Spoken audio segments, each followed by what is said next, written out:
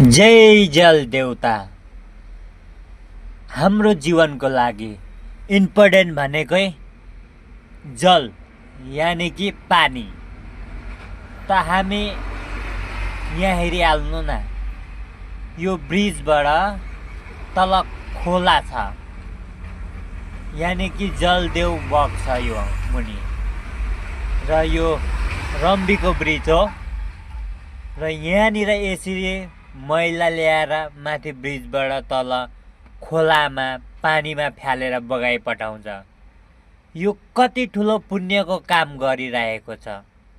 यो एउटा आफ्नो आफैलाई मारिरहेको जस्तो होइन, एउटा आफ्नो मुटुको टुक्रा सोचेको एउटा नानीलाई मारेको जस्तो होइन। जुन कुरोले आफ्नो पुरा जिन्दगी बचाइरहेको छ,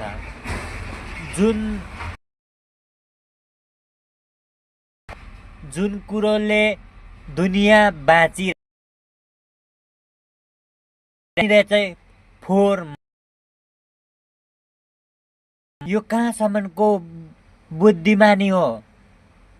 हामीले पढेर के गधाको बाउ भएको हामी?